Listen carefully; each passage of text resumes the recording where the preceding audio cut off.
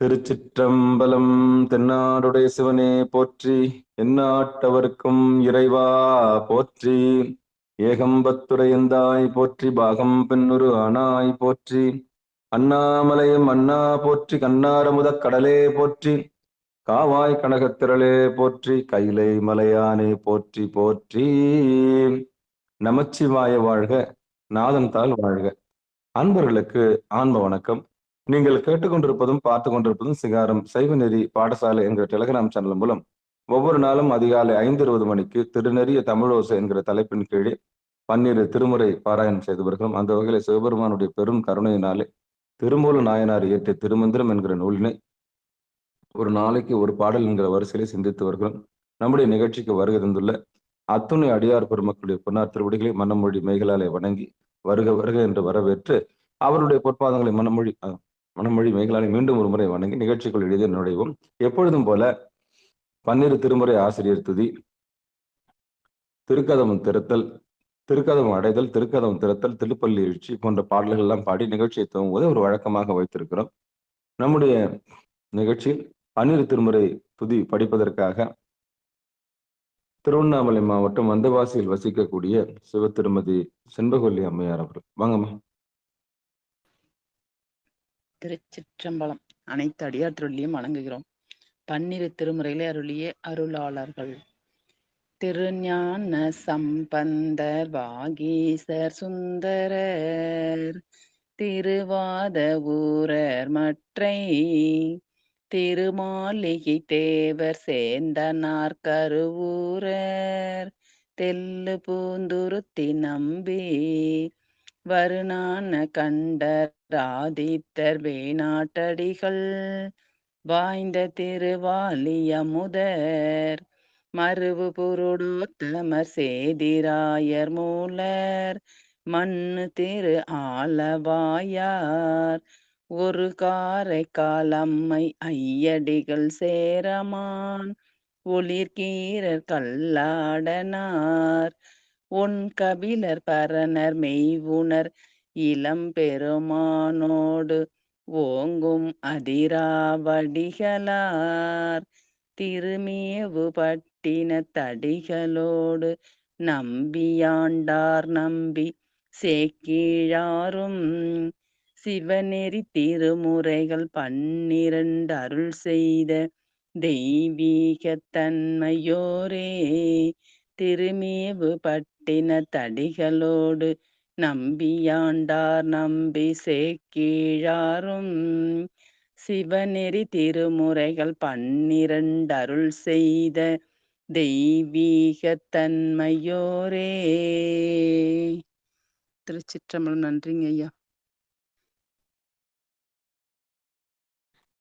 அருமை. அடுத்து திருக்கதவம் அடைதல் பாடுவதற்காக காஞ்சிபுரம் மாவட்டம் காஞ்சிபுரத்தில் வசிக்கக்கூடிய சிவ திருமதி தனலட்சுமி அம்மையார் அவர்கள். வாங்க. திருச்சிற்றம்பலம். அருட்பெரு தனிக்கடலும் உலகுக்கெல்லாம் அன்பு செறி கடலுமாம் எனவும் ஓங்கும் பொருட்சமய முதசைவ நெறிதான் பெற்ற புண்ணிய கண்ணிரண்டனவும் புவனம் உய்ய இருட்டடுவு உண்டவர் அருளும் உலகம் எல்லாம் ஈன்றால் தன் திருவருளும் எனவும் கூடி தெருக்களை ஞான கன்றும் அரசும் சென்று செஞ்சடை வாடவர் கோயில் சேர்ந்தாரன்றே, செஞ்சடை வாடவர் கோயில் சேர்ந்தாரன்றே. நன்றிங்கய்யா. திருச்சிற்றம்பலம். சிவசிவா. அடுத்து நம்முடைய நிகழ்ச்சியில் திருக்கதவம் திறத்தல் பாடுவதற்காக நாமக்கல் மாவட்டம் நாவல்பட்டி காட்டூர் கிராமத்தை சேர்ந்த சிவ திருமதி தேவி வெங்கடேசன் அம்மையார் அவர்கள். வாங்க. திருச்சிற்றம்பலம் ஐயா. அன்பர்களுக்கு ஆன்ம வணக்கம். இந்த நாள் மிகவும் சிறப்பான நாளா அமைய வாழ்த்துக்கள். திருக்கதவும் திறத்தல். பெருமான் பேரானந்தத்து பிரியாதிருக்க பெற்ற உற்றீர்கால் அருமால் உற்றை பின்னை நீர் அம்மா அலங்கி அரற்றாதே திருமாமணிச்சே திருக்கதவும் திறந்த போதே சிவபுரத்து திருமால் அறியா திருப்புயங்கன் திருத்தால் சென்று சேர்வோமே திருமால் அறியா திருப்புயங்கன் திருத்தால் சென்று சேர்வோமே. நன்றிங்க ஐயா. நன்றி சாமி.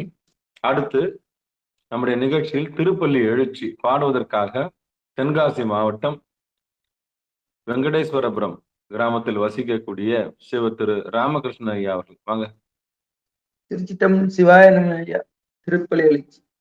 போற்றியன்பால் முதல் ஆகிய பொருளே உழந்தது பூங்கலல் இனி துணை மலர் கொண்டு ஏற்றினின் திருமுகத்து எமக்கருளும் மலரும் எழில் நகை கொண்டு திருவடி தொழுவும் சேற்றிதழ் கமலங்கள் மலர்தன் வயல் சூழ் திருப்பெருந்துறை உரை சிவபெருமானே ஏற்றுயர் பொடி உடையாய் எமை உடையாய் எம்பெருமான் பள்ளி எழுந்தருளாய் ஏற்றுயர் கொடி உடையாய் எமை உடையாய் எம்பெருமான் பள்ளி எழுந்தருளாய்.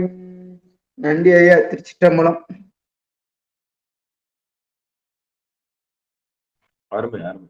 வாங்க கணபதி ஐயா, பெரும்புலர் காலை மொழி.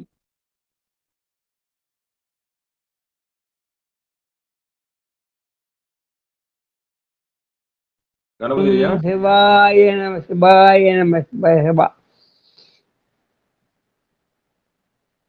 பெரும்பூர் தெச்சித்தம்பலம் பெரும்புலர் காலை மூழ்கி பித்தற்கு பத்தராகி அரும்பொழு மலர் கொண்டு அங்கே விரும்பினல் விளக்குதுவோம் விதியினாயிரவல்லாக்கே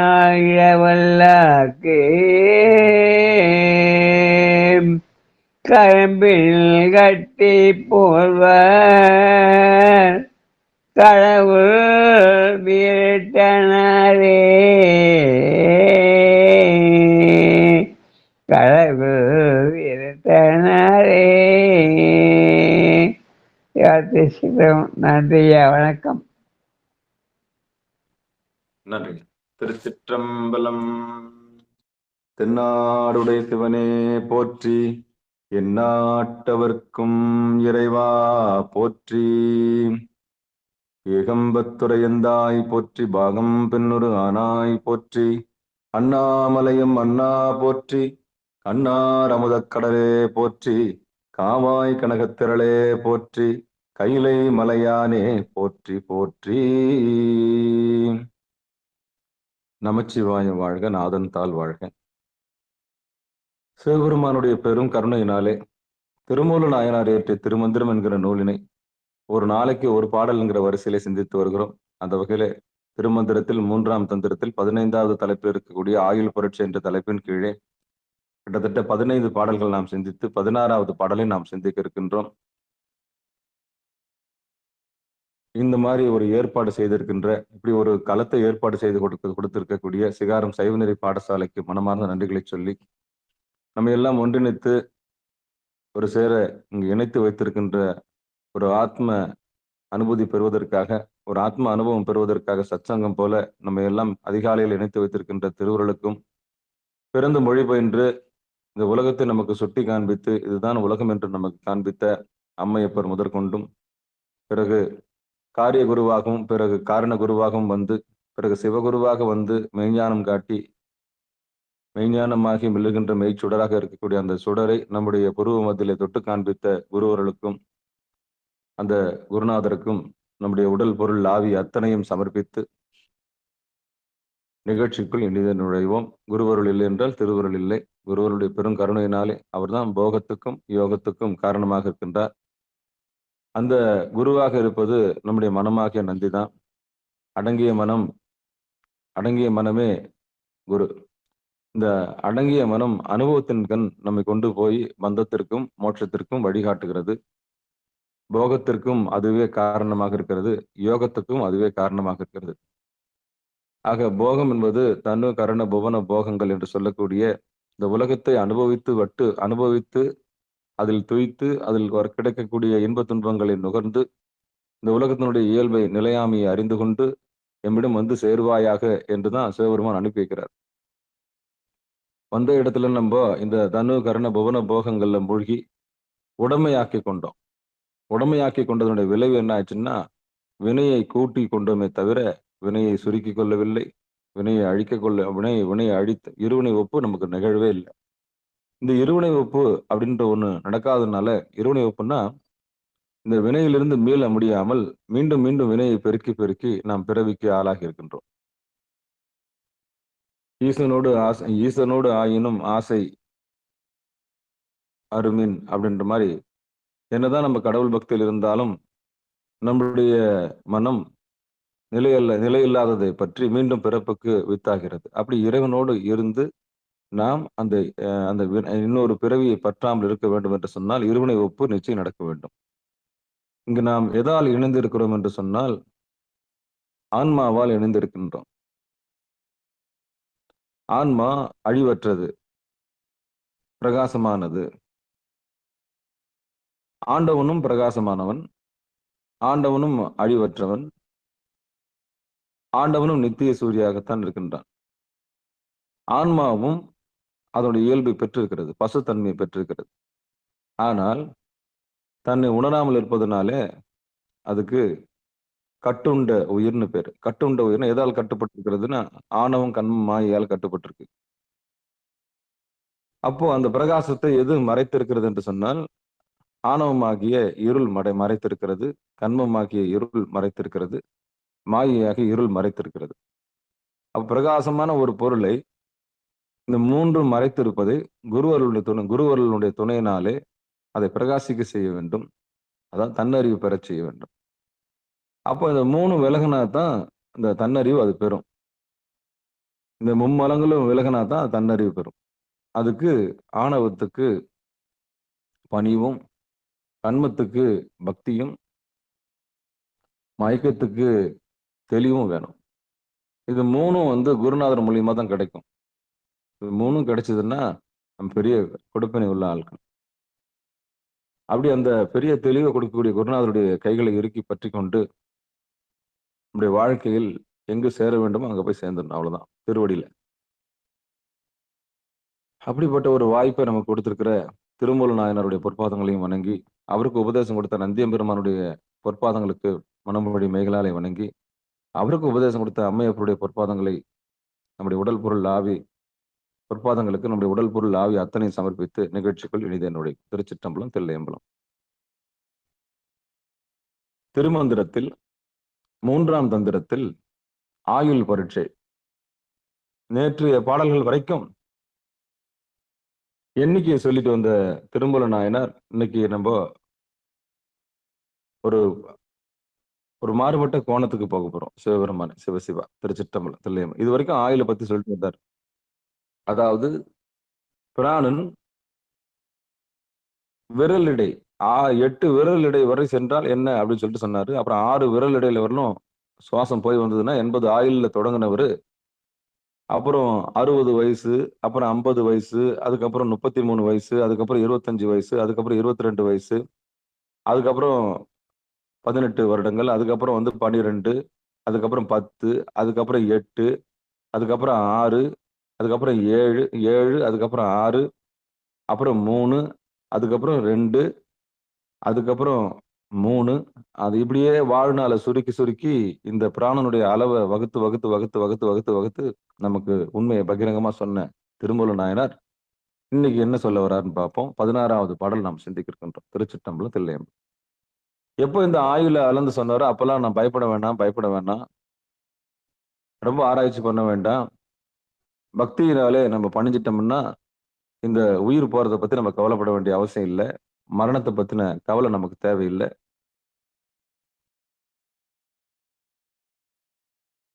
மரணத்த பத்தின பயம் நமக்கு தேவையில்லை. எப்ப நம்ம குரு உபதேசம் பெற்று விட்டோமோ, எப்போது மனம் வந்து புருவ நடுவிலே ஒடுங்கி விட்டதோ, எப்பொழுது சுவாசம் வெளியே சென்று வியாபிக்காமல் தன் உள்ளிலே தன்னில் லயிக்க ஆரம்பித்து விட்டதோ,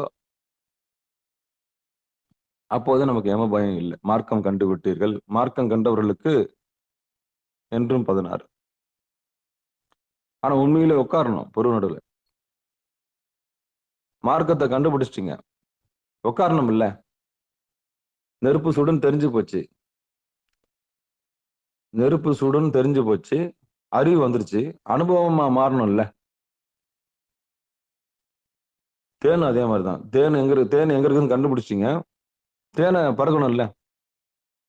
தேனை பருகினவர்களுக்கும் பருகாதவங்களுக்கும் வித்தியாசம் இருக்குல்ல. அது போலதான் ஞானம் அடைந்தவர்களுக்கும் ஞான அனுபூதி பெற்றவர்களுக்கும் ஒரு வித்தியாசம். சாமியார்னா இதான்.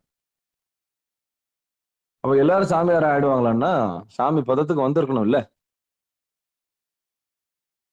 போலிகளை கண்டு ஏமாறாதீர்கள் அப்படின்றாங்கல்ல. போலி மருத்துவர், போலி சாமியார், போலின்னு நிறைய வருதா இல்லையா? அப்போ போலி மருத்துவர் இருக்கிறாருன்னா உண்மையான மருத்துவர் ஒருத்தர் இருந்தானே ஆகணும். போலி சாமியார் ஒருத்தர் இருக்கிறாருன்னு சொன்னா உண்மையான சாமியார் ஒருத்தர் இருந்தானே ஆகணும். உண்மைதானே? போலின்னு ஒண்ணு இருக்குதுன்னு சொன்னா உண்மைன்னு ஒண்ணு இருந்தானே ஆகணும். அப்போ அந்த வகையில பார்க்கும்போது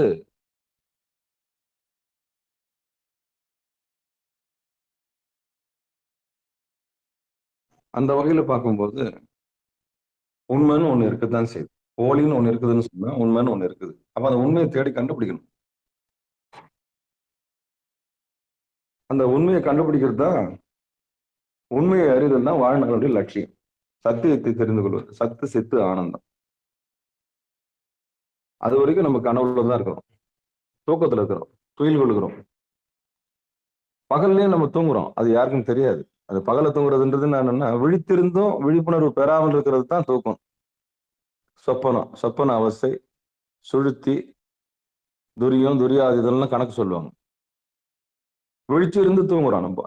விழிச்சிருந்து தூங்குறதுன்னா என்னன்னா, இறைவனுடைய திருவடி தெரியாம இருக்கிறவங்க எல்லாருமே விழிச்சிருந்து தூங்குறவங்க தான். கண்ணு விழிச்சிருக்கும், வேலையை பார்ப்பாங்க, ஏன் பண்றோம் எதுக்கு பண்றோம்ன்ற தெரியாம இருக்கிறவங்க எல்லாருமே தூக்கத்துல தான் இருக்கிறோம். அப்போ தூங்குறதுன்றது அப்படின்னா கேவல நிலைமை. தூங்கி எழுந்துட்டோம்னு சொன்னா அது வந்து விழிப்புணர்வு தான். ஆனா விழிப்புணர்வு பெற்றும் திருவடி எதுவும் தெரியாம இருந்தோம்னா அதுவும் தூக்கம்தான். அதுவும் தூக்கம்தான். இப்ப நம்ம இருக்கணும்ல, நம்ம எல்லாம் இப்ப தூக்கத்துல தான் இருக்கிறோம். நம்ம எல்லாமே இப்ப தூக்கத்துல தான் இருக்கிறோம். விழிச்சிருக்கிறோம், ஆனா விழிப்புணர்வு இல்லாம இருக்கிறோம். என்ன சாமி சொல்றீங்க நீங்க? ஆமா, நம்ம எல்லாம் விழிச்சு இருக்கிறோம், ஆனா விழிப்புணர்வு இல்லாம இருக்கும். விழிப்புணர்வு வந்துருச்சுன்னா நம்ம பிரசன்ட்னா நிகழ்காலத்துல இருப்போம். ஓங்காரத்தின் உட்பொருளை உணர்ந்து அப்படி ஏகாந்தமா இருப்போம். இங்க நம்ம வந்து பேசணும்னு அவசியம் கிடையாது. அப்ப இந்த உண்மையை தெரிந்து கொள்வதற்கு தான் நம்ம வந்து இவ்வளோ பிரயத்தனப்படுறோம். சத்தியத்தை தெரிந்து கொள்வதற்கு தான், உண்மையை தெரிந்து கொள்வதற்கு. சத்து சித்து ஆனந்தம் சாமி கொண்டாந்து இங்க சேர்த்து வச்சிருக்கிறாரு. படிப்படியா உண்மையை தெரிஞ்சுக்க போறோம், அவ்வளவுதான். அப்ப ஆயுள் அப்படின்னும் போது பயப்படாதீங்கன்னு பல முறை சொல்லிட்டேன். அந்த ஆயுளை பத்தின விஷயங்கள், எத்தனை நாள் உயிரோடு இருப்போம், அதெல்லாம் கவலைப்பட வேண்டாம். குரு உபதேசம் பெற்று விட்டால் நாம் எது பற்றியும் கவலைப்பட வேண்டியதில்லை. குருவருள் தான் திருவருள், குருவே தான் சிவம். எப்படி ஒரு குளத்திலேயோ இல்ல கடல்லயோ விழுந்தவனுக்கு மிதந்து வர ஒரு கட்டை எப்படி ஒரு பெரிய பிடிப்பா மாறுமோ, அது போலத்தான் குரு. தத்தளிக்கிற நமக்கு ஒரு அச்சாணி போல ஒரு மிதக்குறீங்க, நீச்சல் எவ்வளவு தெரிஞ்சாலும் எவ்வளவு நேரம் நீச்சல் அடிக்க முடியும்? நான் கேட்கிறேன், ஒரு ஆளு எவ்வளவு நேரம் நீச்சல் அடிக்க முடியும்? தண்ணி போற போக்கில் ஒன்னா போலாம். நீரோட்டம் போற வழியில ஒன்றா போகலாமே தவிர நீச்சல் வந்து ரொம்ப நேரம்லாம் பண்ண முடியாது. அப்படி இருக்கிற தண்ணியில இருக்கிற ஒரு அந்தரத்துல இருக்கிற மாதிரி இருக்கிற நமக்கு ஏதாவது ஒரு தொங்குறதுக்கு பிடிச்சிட்டு இருக்கிறதுக்கு ஒரு மரமோ இல்ல ஒரு கிளையோ கிடைச்சா எப்படி இருக்கும்? அது போலதான் குருநாதர். இந்த மாயா சமுத்திரத்துல தவிக்கிறோம். இந்த மாயா சமுத்திரத்துல தவிக்கிறோம். அப்படி தவிச்சிட்டு இருக்கிற நமக்கு குருநாதர் கை கொடுத்து தூக்கு வராரு. கீழே முதல்ல இருக்குது,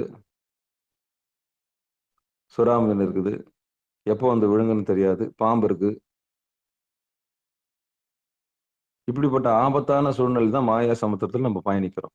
அதுல இருந்து மீட்டு கொள்றதுக்கும் குருநாதர் வர அந்த குருநாதருடைய பொற்பாதங்களை மீண்டும் ஒரு முறை மனமொழி மெய்களாலே வணங்கி பாட்டுக்குள்ள போலாம். இன்னைக்கு 16வது பாடல். மனையினில் ஒன்றாகும் மாதமும் மூன்றோ சுனையில் ஒன்றாக தொனித்தனன் நந்தி வினையற ஓங்கி வெளி செய்து நின்றால் தனையுற நின்ற தலைவனுமாமே. மனையினில் ஒன்றாகும் மாதமும் மூன்றோ சுனையினில் ஒன்றாக தொனித்தனன் நந்தி வினையற ஓங்கி வெளி செய்து நின்றால் தனையுற நின்ற தலைவனுமாமே.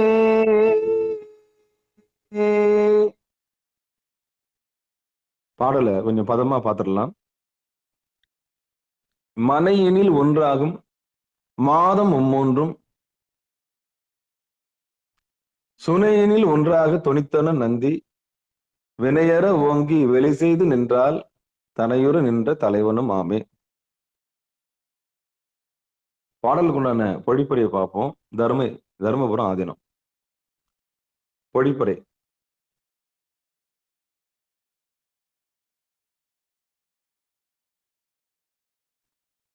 உயிர் வளர்கின்ற மாதங்கள் முதற்கண் ஓர் அறையில் 9 பின் நீர்க்குடத்தில் 1 என்று எங்கள் நந்தி எம்பெருமான் திருவாய் மலர்ந்தருளினார். அஃதாவது தாயின் வயிற்றில் 9 மாதம் உருப்பெற்று வளர்ந்து 10ஆம் மாதம் நீரில் மிதந்து கிடக்கும் என்றவாறு 10ஆம் மாதம் அவ்விடத்தை விட்டு அகன்று திருவருள் உணர்வோடு சிறப்புற்று வெளிவருமாயின் அது தன்னை பெறுதலாகிய பேற்றினால் உலகற்கு தலைவனாதலும் கூடும். இதுதான் பாடலுடைய பொழிப்புரை. மீண்டும் ஒரு முறை படிச்சிடுறேன்.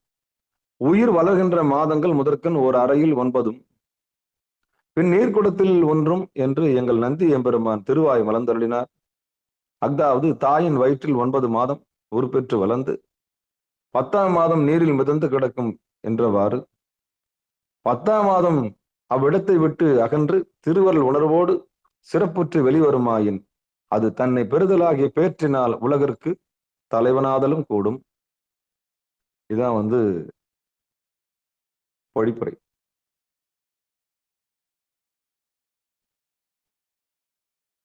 கொஞ்சம் வேகமா படிச்சுன்னு நினைக்கிறேன். பொறுமையா கூட பார்த்துக்கலாம்.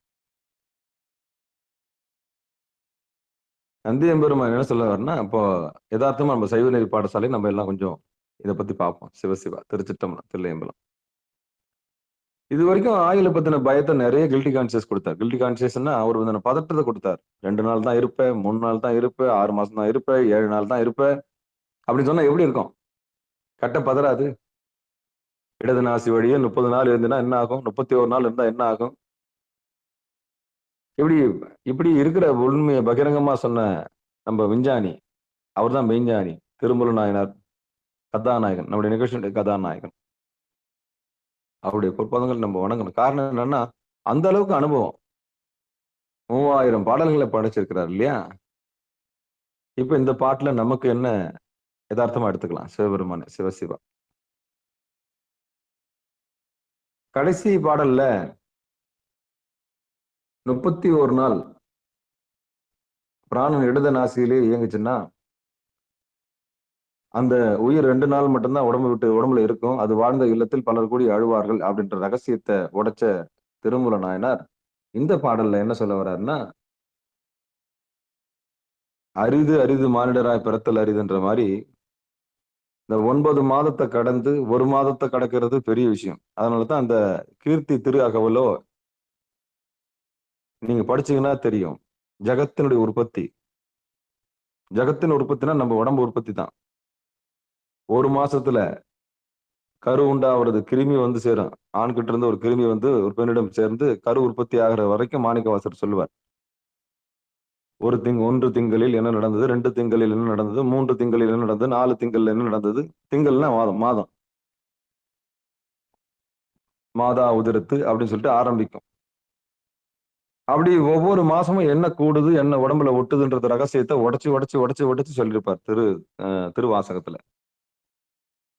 இப்படி எல்லாம் கூடி 9 மாதம் ஆயிடுச்சுன்னா உருப்பெற்றுருச்சு. அப்படி உருப்பெற்ற உயிர் வந்து தண்ணியில மிதக்கும் 10வது மாசம். எல்லாருமே தான், நம்ம எல்லாருமே. மெச்சூரிட்டி ஆயிடுச்சு. அப்படி மெச்சூரிட்டி ஆகி வெளியே வரும்போது, அது 10வது மாசத்துல வெளியே வருது இல்லையா? வெளியே வரும்போது, இந்த உலகத்துக்கு தலைவனும் ஆகக்கூடும் அப்படின்ற செய்தி இங்க பொழிப்புரையில சொல்லப்பட்டிருக்கு. உயிர் வளர்கின்ற மாதங்கள் முதற்கண் ஒரு அறையில் 9. ஒரு அறைன்றது இங்க கர்ப்பப்பை. மனைகளில் ஒன்றாகும் மாதம் 3 மனை என்றது இங்க கர்ப்பப்பையை சொல்றார். சுனையில் ஒன்றாக தொனித்தன நந்தி. அப்போ நந்தியம்பெருமான் வந்து அந்த உயிர் உற்பத்தியாக்கி வெளிவரக்கூடிய விஷயத்த சொல்றாரு அப்படின்னு தான் இந்த செய்தி இங்க சொல்றாங்க. ஆனா இந்த பாடல் நம்ம எப்படி எடுத்துக்கலாம்? நம்ம சிகார சைவம் மத்த பொழிப்புரையெல்லாம் பார்த்துட்டேன். மத்த விளக்கங்களும் கொஞ்சம் பார்த்துட்டேன். தர்மபுரம் ஆதீனம் ஒரு விதமா விளக்கம் கொடுத்திருக்கிறாங்க. மற்ற பாடல்கள்லாம் நம்ம மாணிக்கவாசகனார் கொடுத்த விளக்கமும் சற்று மாறுபட்டு இருக்கு. இந்த மும்மூன்றும் மனையினில் ஒன்றாகும். மனைன்னா இங்க நம்ம வீடுன்னு எடுத்துக்கலாம். கொண்டு வந்து மனை புகுந்து அப்படின்ற பாட்டை கேள்விப்பட்டிருக்கீங்க. இந்த மனை என்ற சொல்லுக்கு தர்மபுரம் ஆதீனம் கர்ப்பப்பைன்னு வச்சுட்டாங்க. மும்மூன்றும் அப்படின்னா 9 மாதம் மும்மூன்றும்னா என்ன அர்த்தம்? மாதம் மும்மூன்றும் மனையினில் ஒன்றாக மாதம் மும்மூன்றும் சுனையினில் ஒன்றாக தொனித்தனன். சுனைன்னா அந்த நீர் பள்ளிக்கூடம் உடைஞ்சு வெளியே வர்றது அப்படின்னு இவங்க சொல்லிட்டாங்க. ஆனா இந்த யோகத்துல மாற்று எதிர்மறை நேர்மறை சொன்னேன்ல. உயிர் போறத பத்தி பேசவே இல்லை மத்த பொழிப்பாளர்லாம். தர்மபுரம் ஆதீனம் மட்டும்தான் 2 நாள்ல போயிடுவேன், 7 நாள்ல போயிடுவேன், 8 நாள்ல உயிர் போயிடும், 25 நாள்ல உயிர் போயிடும் அப்படின்னு சொல்லிட்டு இடது நாசியை வச்சு அளந்து சொன்னாங்க. அப்படி சொன்னவங்க இதுல என்ன சொல்லியிருக்காங்கன்னா 9 மாதம் அதுல தங்கி 10வது மாதம் நீச்சல் அடிக்கக்கூடிய அந்த இடம் வந்த பிறகு அது தானாலே வெளியே வந்துடும். அப்படி வந்துச்சுன்னா அது உலகத்துக்கு தலைவனாகுதலும் கூடும். தனையுற நின்ற தலைவனும் ஆமே. வினை அற ஓங்கி வெளி செய்த நின்றால் தனையுற நின்ற தலைவனும் ஆமே. ஆனா இந்த பாடலை வேறு விதமா நம்ம மாற்று பொழிப்பாளர்கள் சொன்ன மாதிரி அப்படி சிந்திச்சோம்னா என்ன நடக்குன்னு பார்க்கலாம். மனைன்றது உடம்பு, புருவ நடு. இந்த புருவ நடுவுல மாதம் மும்மூன்றும் அப்படின்னா 9 மாசம். அந்த 9 மாதம் தவத்துல நின்று சுனையில் ஒன்றாக சுழிமுனையில நின்று யார் ஒருத்தர் தவம் நீங்கிறான் அவனுடைய வினை அற ஓங்கி அவனுடைய வினை அருந்து போகும். வெளி செய்து நின்றால் தனையுற நின்ற தலைவனுமாமே. இப்படி நிறைய பேர் பதத்தை எடுத்துக்கிட்டாங்க. என்ன சாமி எப்ப பார்த்தாலும் இந்த ஒரு புருவனடுன்னு சொல்றீங்களே. இந்த 5 பேர் அறிவையும் கண்கள் கொண்டு போய் நம்மள கீழே கொண்டு போய் அதல பாதாளத்துல விட்டு உண்மைன்னா என்னன்னு தெரிய விடாம நம்மள செஞ்சு அகத்தும் இல்லை புறத்தும் இல்லை எம்மையாழ்வான் ஒன்றும் இல்லை பாட்டு வரும் இல்லையா? நெய்யும் பாலும் தயிர்ல என்ன உள்ளேயாவது ஒண்ணு வாழ விடு, இல்லைன்னா வெளியாவது ஒண்ணு வாழ விடு, காட்சியாவது கொடு. நான் உள்ள இருக்கிறேன்னு சொல்லிட்டு எனக்கு துப்புரவு நடுவில் காமிச்சு கொடுத்து ஜோதியை காமிச்சு கொடுத்தா நான் உள்ள உட்காந்து ஏகாந்தமா இருப்பேன்ல. அகத்தும் இல்லை புறத்தும் இல்லைன்னு சொல்றாருல, நெய்யும் பாலும் தயிரும் கொண்டு அந்த பாட்டுல வரும். சரி, வெளியிலயாவது நான் வந்திருக்கிறேன், காட்சி கொடுக்குறேன் பாரு, வந்தோம் தந்தோம் இதோ இருக்கின்றோம் அப்படியாவது சொல்றியா? அதுவும் இல்லை. அப்படி சொன்னாலாவது நான் வெளியில பார்த்து உன்னை நான் ரசிச்சுக்கிட்டு இருப்பேனே. வந்த கல்யாணத்தை கெடுத்த, தாலி கட்டுறதையும் கெடுத்துட்ட, என்ன ஆட்கொண்டுட்ட, ரைட்டு. ஆட்கொண்ட சரி, ஆவணம் செய்த சரி, கோப்பு காமிச்ச சரி, கையெழுத்து போட்ட சரி, ஜெராக்ஸ் காமிச்ச சரி, ஒரிஜினல் காமிச்ச சரி, நான் உனக்கு அடிமையானேன்னு சரி. ஆனா என்னை கொண்டு நீ என்ன செஞ்ச? அவர் கேட்கறதுதான். அகத்தும் இல்லை புறத்தும் இல்லை, ஆவணம் செய்து என்னை ஆட்கொண்டாய், உமக்கு அடிமையானேன். இல்லைன்னு சொல்லல. எனக்கு என்ன பணி வச்சிருக்கிற? ஒன்னும் உள்ளேயாவது வாழ விடு, இல்ல வெளியிலயாவது வாழ விடு. அகத்தும் இல்லை புறத்தும் இல்லை. அப்போ நம்ம உள்ளேயாவது லைக்க விட்டு யோகத்துக்குள்ள மிர்ஜா அவர்கள் வழியாவது சொல்லணும். அதுவும் இல்லையே சாமி. இல்ல வெளியிலயாவது காட்சி கொடுத்தீங்கன்னா, அப்பா சாமி எனக்கு காட்சி கொடுத்தாரு சொல்லி நான் என்ன பண்ணுவேன்? உன்னை பார்த்துக்கவே நான் ஆனந்தமா இருப்பேனே. ரெண்டு கட்டானா இருக்கிறேனே, வெளியவும் இல்லாம உள்ளவும் இல்லாம இருக்கிறேனே. அந்த நிலைமை தான் நமக்கு சுந்தரமூர்த்தி சுவாமிகள் நமக்காக பாட்டார்.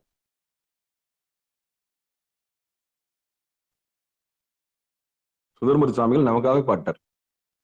நம்முடைய நிலைமையை புரிஞ்சு பாண்டாரான்னு தெரியல, நமக்கெல்லாம் வாழ்ந்து காமிச்சிட்டு போயிட்டார். எம்மை பெற்றால் ஏதும் வேண்டீர் ஏதும் தாரீர் ஏதும் ஓதீர் அப்படின்ற மாதிரி. என்ன அடிமை செஞ்சிய கண்டு என்னை வச்சு நீ எதுவும் பண்ணவே இல்லையே. சரி, ஏதாவது கொடுப்பேன்னு பார்த்தா மாநிதியம் தருவேன் என்று ஆண்டீரே, அதுவும் இல்லையே. அப்படி வெளுத்து வாங்குவார் ஓனகாந்தன் தலையில.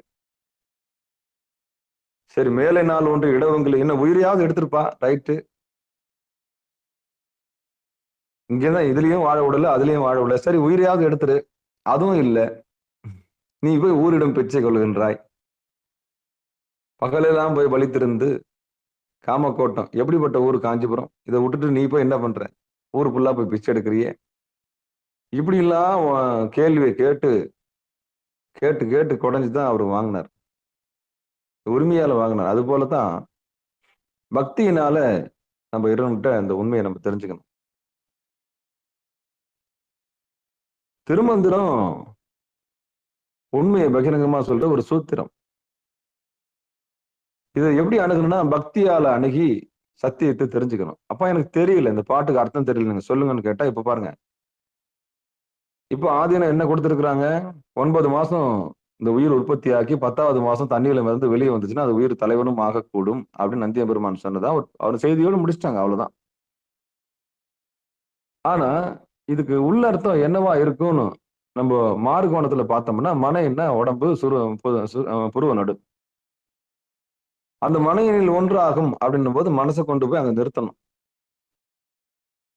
குரு தொட்டு காண்பித்து உங்களுக்கு அந்த உண்மையை சொட்டி காமிச்சா மட்டும்தான் அந்த மனம் போய் நிற்கும். அது வரைக்கும் நிக்காது, அலையும்.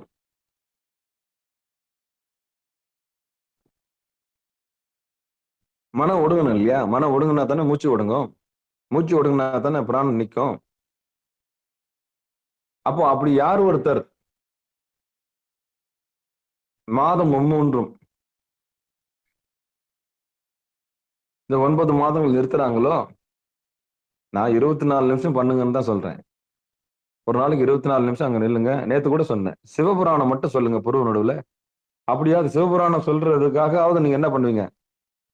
நமச்சிவாய வாழ்க, நாதன் தாள் வாழ்க. யாரும் பண்றதை பார்க்க கூடாது, அவ்வளவுதான். மண்ணை தின்னாலும் மரவா தின்னணும், தவம் பண்ணாலும் தனியா பண்ணணும். மண்ணை தின்னாலும் மரவா பண்ணணும், தவம் பண்ணாலும் தனியா பண்ணணும். இதை நான் பலமுறை சொல்லிட்டேன். கணவனும் மனைவியும் போகத்துக்கு போறாங்க அப்படின்னா, கல்யாணம் ஆனவங்க எப்படி தனிமையான ஒரு இடத்தை தேடுவாங்களோ, அது மாதிரி தவம் பண்ணும் போது அந்த இடத்த நம்ம தேடணும். போகத்துக்கு எப்படி உயிர் பாதுகாப்பா அரேஞ்ச் பண்ணி யாரும் பார்க்காதவாறு 2 உயிரும் சந்தோஷமா இருக்குது இல்லையா? அதே மாதிரி தான் யோகமும். போகத்துக்கே இவ்வளவு பாதுகாப்பு, யாரும் பாத்திரக்கூடாது, யாரும் பண்ணிடக்கூடாது, தொந்தரவு பண்ணக்கூடாது. கல்யாணம் ஆன புதுசுல அது ரெண்டு சந்தோஷமா இருக்கட்டும் அப்படின்னு பிரிச்சு விட்டோம்ல. அந்த கல்யாணம்ன்றது போகத்துல நடந்தா இந்த உலகத்தாருடைய வாழ்க்கை. அது யோகத்துல நடந்தா எப்படி நடக்கும்னா இதுதான் தவம். எப்படி போகத்துக்கு இந்த உயிர் எல்லா கதவையும் சாத்திட்டு யாருக்கும் இறைவனுடைய திருவருள் கருணையினால, அதுவும் திருவருள் கருணையினால தான். போகமும் திருவருள் கருணை தான், யோகமும் திருவருள் கருணை தான். அப்ப அதுக்கு மட்டும் போகத்துக்கு மட்டும் இந்த மனம் வந்து அவ்வளவு ஷார்ப்பா உள்ள போகுது இல்ல. அதே மாதிரி இறைவனோட ஒன்றுவதற்கும் மனம் என்ன பண்ணணும்? உள்ள போகணும். போகத்தை யோகமா மாத்தணும், யோகத்தை போகமா மாத்தணும். எப்படி? இதுதான் வந்து தந்திரம். இதுதான் திருமூலர் சொல்ல வராரு. அப்போ ஒரு தவத்துக்குள்ள நுழையும் போது எப்படி ஒரு உலகத்தார் வந்து போகத்துக்கு போறாங்களோ கமுக்கமா போய் எல்லாத்தையும் சாத்திட்டு சிவபெருமானுடைய பெருங்கருணையினால போகத்துக்கு உயிர் போதோ அதே மாதிரி யோகத்துக்கும் போகணும். நான் இப்ப சொன்ன மண்ணு தின்னாலும் மரவா தின்னணும். அப்போ சிவபுராணன்ற 95 லைன் உருவ நடுவுல பார்த்து நீங்க சொல்லுங்க. முதல் புருவ நடுவுல பார்த்து 95 லைன் சொல்லுங்க. உங்களுக்கு விலாவரி பிறக்கும், ஒரு வழி பிறக்கும், நிச்சயம் ஒரு வழி பிறக்கும். எழுதி வச்சுங்க, ஒரு ஒயிட் பேப்பர்ல எழுதி வச்சுங்க. உங்களுக்கு எல்லாம் வழி வேணும்னா நிச்சயம் ஒரு வழி பிறக்கும். அதுல இருந்து மாற்று கருத்தும் கிடையாது. உங்களை யாருன்னு நீங்க பாத்துடலாம், சாமி உங்களுக்கு காமிச்சு கொடுப்பார். மிஞ்சி போனா 20 நிமிஷம் ஆகும், 25 நிமிஷம் ஆகும், அவ்வளவுதான். நின்னு நிதானமா சொல்லணும், நந்தியம்பெருமானை நினைச்சு சொல்லணும். நமச்சிவாய வாழ்க, நாதன் தாள் வாழ்க. அந்த தாள்ன்றது புருவ நடுதான். இமை பொழுதும் என் நெஞ்சில் நீங்காதான் தாள் வாழ்க. எத்தனை தாள் வந்துருச்சு? தாள்ன்றது திருவடி. அப்படி யார் ஒருத்தர் சிவபுராணம் சொல்றீங்களோ மூலஸ்தானத்தை பத்தி பாக்குறோம், மூலஸ்தானத்தை பாக்குற மாதிரி, கருவறையை பாக்குற மாதிரி இந்த பழக்கம் உங்களுக்கு வந்துடணும். சிகாரம் சைவநெறி பாடசாலைக்கு வந்தவங்களுக்கு புருவ நடுவுல சிவபுராணம் சொல்லக்கூடிய தகுதி வந்து விட்டால் அவர்கள் நிச்சயம் வெற்றி பெறுவார்கள். குரு வந்து உபதேசம் நிச்சயம் தருவாரு. நாம எதுக்காக இந்த பூமிக்கு வந்தோம், ஏன் வந்தோம், எதுக்கு வந்தோம், என்னத்துக்கு வந்த ரிசல்ட் நமக்கு தெரியும். அதுல இருந்து மாற்றுக்கிறது. தவம் செய்வார் தம் வினை செய்வார், தம் கர்மம் செய்வார். அப்படி தவம் செய்யாதவர்கள் மற்றவங்களுடைய கர்மாவை எடுத்து தூக்கி போட்டு செய்வாங்க, கழுத மாதிரி. ஏன் சுமக்கிறோம், எதுக்கு சுமக்கிறோம்ன்றது தெரியாம பொதி சுமக்கும்ல. நம்ம வினை என்ன, அவருடைய வினை என்ன, நம்ம எதுக்காக வந்திருக்கோம், அவர் எதுக்காக வந்திருக்கிறாரு, அவருடைய வினை என்ன, நம்முடைய வினை என்ன. அப்ப இந்த ஒத்திசைவுன்றது ரெண்டு பேரும் ஒத்து வாழறது வினையின் அடிப்படையில தான். எல்லாரும் எல்லாரும் கூட வாழ்ந்துட முடியாது. அவங்க வினையினாலும் நம்ம பிரியிறோம். இவர் இதுக்கு தான் வந்திருக்கிறாரு, நாம இதுக்கு தான் வந்திருக்கிறோம். அவர் பணி ஆற்றட்டும், நம்ம பணி ஆற்றட்டும், அவ்வளவுதான். அப்போ அவங்க கர்மாவை தெரிஞ்சுக்கணும். முதல்ல நாம எதுக்கு இந்த பூமிக்கு வந்தோம், நம்ம என்ன வினை ஆற்ற போறோம்னு தெரிஞ்சுக்கணும், அவ்வளவுதான். அந்த வினையை தெரிஞ்சுக்கிட்டா ரெண்டு பேரும் ஒன்னா வாழலாம், இல்லைன்னா முடியாது. நல்ல ஜெனுவனா வணக்கம் சொல்லிடலாம். நீங்க வந்த கர்மா வேறங்க, நான் வந்த கர்மா வேற, நீங்கள் நானும் சேர்ந்து வாழ முடியாது. உங்க வினைக்கும் என் வினைக்கும் ஒத்து போகாது. ஒத்திசைவுன்றது ஒண்ணும் பண்ண முடியாது. அப்ப மன நிம்மதி வேணும்னா இந்த உண்மையை தெரிஞ்சவங்க அழகா வாழ்வாங்க, அவ்வளவுதான், முடிஞ்சு போச்சு. அவங்களுக்கு வினை தெரிஞ்சு போச்சு. நாம வந்த காரியம் இதுக்கு தான், அவ்வளவுதான். நீ வந்த காரியம் இதுக்கு தான்.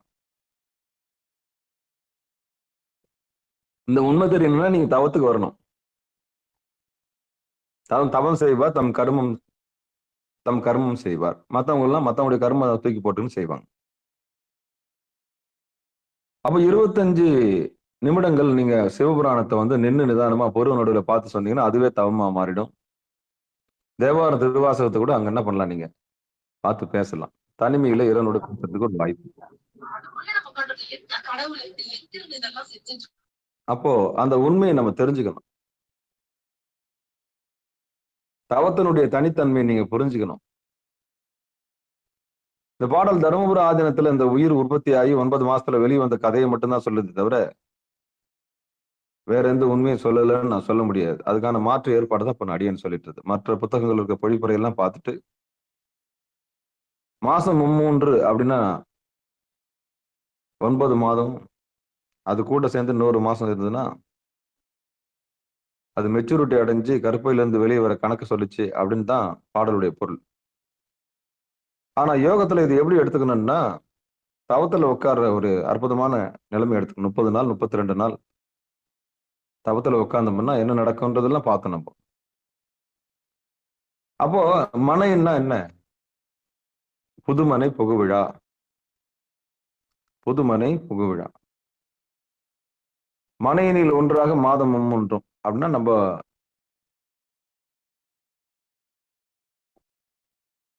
புருவ நடுவுல ஒன்று இருக்கிறது சிவபெருமானே, சிவசிவா, திருச்சிற்றம்பலம், தில்லையம்பலம். அப்படிதான் நம்ம எடுத்துக்கணும். சிவபெருமானே, சிவசிவா. அப்போ ஒரே விஷயத்த கூறியது கூறல்ன்ற குற்றத்துக்கு நான் அடியேன் ஆளானாலும், தினமும் அரைச்ச மாவு தான் இவர் அரைக்கிறாருன்ற செய்தி எனக்கு கிடைச்சாலும், சத்தியம் சத்தியம் தானே. சத்தியம் சத்தியம் தானே. எத்தனை முறை பேசினாலும் சத்தியம் சத்தியம் தானே. எத்தனை முறை பேசினாலும் உண்மை உண்மைதானே. அப்ப குற்றத்துக்கு ஆளான என்ன? பரவாயில்ல, பழி சொன்னாலும் பரவாயில்ல, இழி சொன்னாலும் பரவாயில்ல, நான் இலக்கண பிழையோடு பேசினாலும் சேர்த்தேன். ஆனா உண்மை உண்மைதான். திருவடி எதுன்னு சுட்டி காமிக்காம விட மாட்டேன், அவ்வளவுதான். தொட்டு காண்பிக்காம விட மாட்டேன். அப்ப வாய்ப்பு கிடைக்கும் போதெல்லாம் நீங்க என்ன பண்ணணும்னா, முதல்ல உங்களை நீங்க தெரிஞ்சுக்கணும். நீங்க வந்த கர்மாவை தெரிஞ்சுக்கணும்னா நீங்க பொருவ நடுவில் உட்கார்ந்து தான் ஆகணும். மானசீகமா அடியேன்னு சொன்னதை அப்படியே மனசுக்குள்ள நினைச்சுக்கிட்டு நீங்க உட்கார்ந்து தான் ஆகணும். உட்காருங்க. வயசானவங்களால சப்ளாங்கல் போட்டு உட்கார முடியாது, அந்த கால் வளையாது. சேர்ல உட்காந்துக்குங்க. முடிஞ்சவங்க ஒரு கால் மேல போட்டு முதுகெலும்பு நேரா வச்சு சென்முத்திரையில 2 கையும் கோத்துங்க, அவ்வளவுதான். 2 கை இறுக்கி கோத்துங்க. சென்முத்திரையெல்லாம் பிடிக்க முடியாது சாமி எங்களால, கையை 2 கோத்துங்க, அவ்வளவுதான். கம்ஃபர்டபுளா ஒரு சேர்ல உட்காந்துங்க. சப்பலாங்கல் போட முடியல சாமி, ஒரு சேர்ல உட்காந்துங்க. பிராணனை வாய் வழியா சுவாசிக்காம நல்ல உமிழ்நீரோட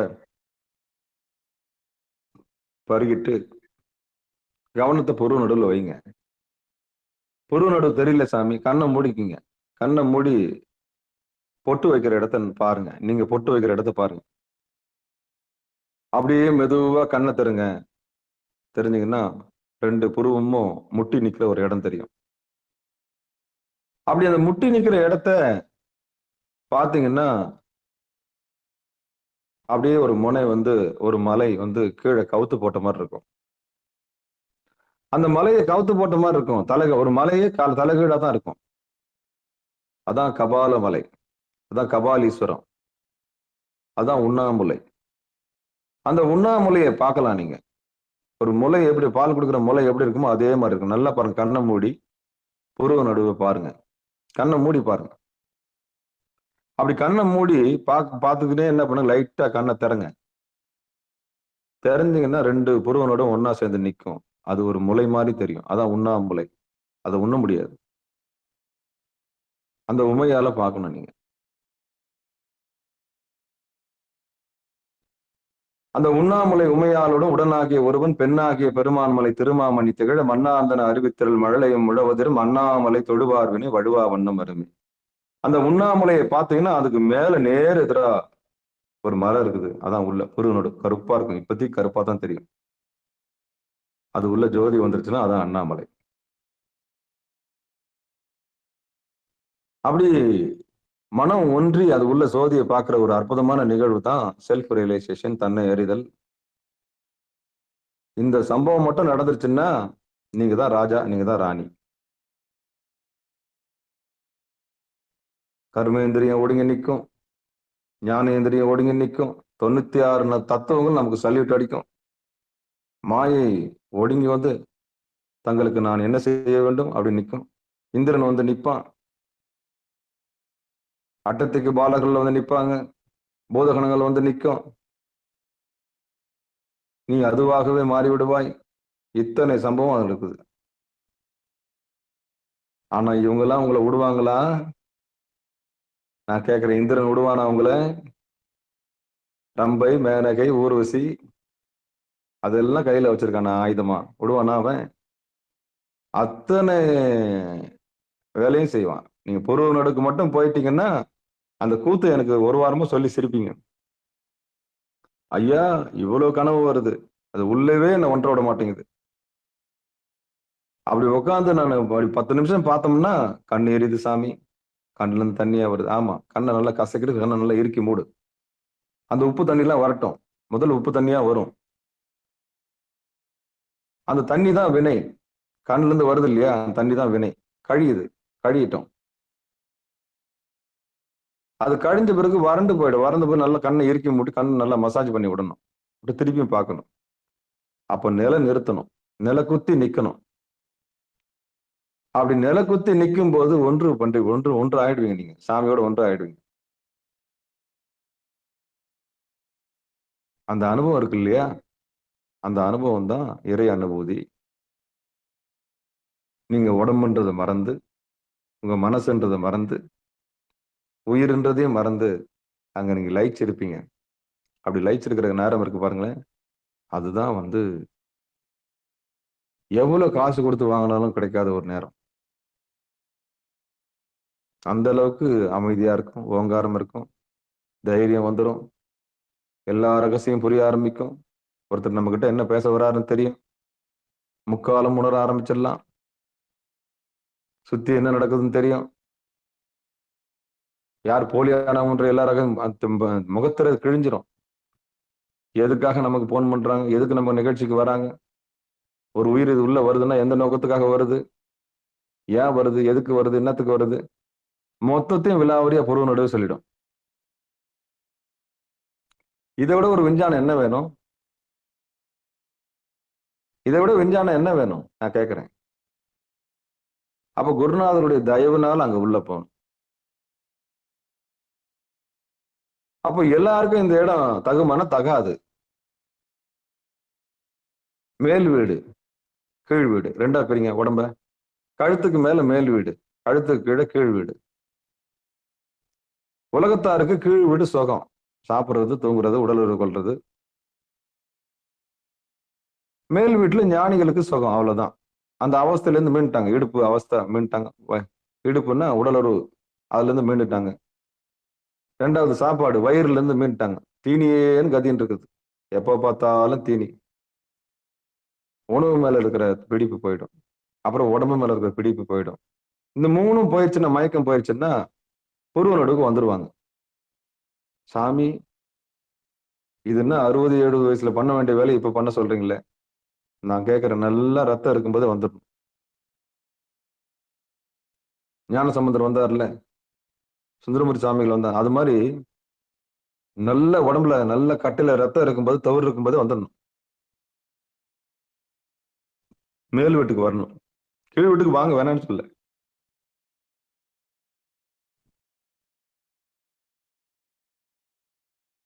கீழே போனா என்ன, உடம்பு சுகம், அவ்வளவுதான்.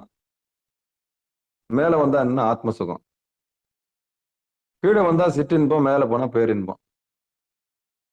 இது ரெண்டுத்தையும் ஆள்றா இகபர சௌபாக்கியம். இது ரெண்டுத்துக்கும் தலைவனா இருக்கிற முருகன். விண்ணுக்கும் மண்ணுக்கும் நடுவிருந்து, மண்ணுன்னா போகம், விண்ணுன்னா யோகம்.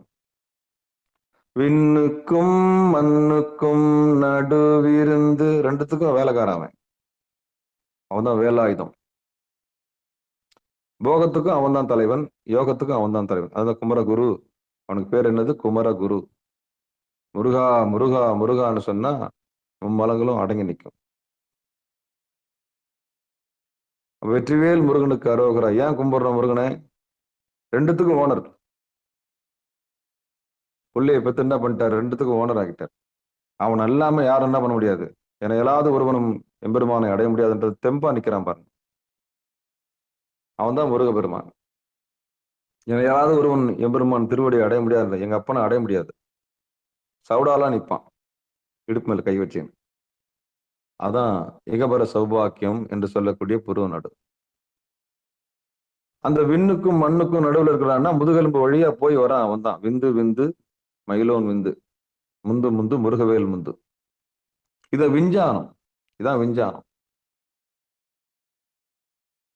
இன்னைக்கு வரைக்கும் முருகபெருமான் கையில இருக்குது என்னன்னு கூட பாக்குறது கிடையாது. கட்ட கட்டமா இருக்குது, அது என்னன்னு கேட்டா அது எவனுக்குமே தெரியாது. கேட்டு பாருங்களேன், வஜ்ர ஆயுதம்னு சொல்லுவான்.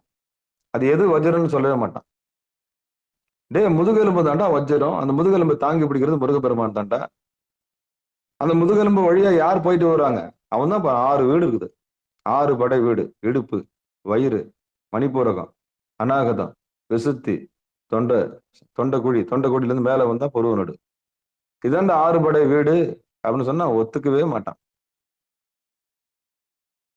இந்த 6 படை வீட்டை பாடுறா. இந்த 6 படை வீட்டையும் சுமக்கிறது யாரு? முருகபெருமான். ஆறுமுக சிவன் அதுக்கு பேர். வெற்றிவேல் முருகனுக்கு அரோகரா, வீரவேல் முருகனுக்கு அரோகரா.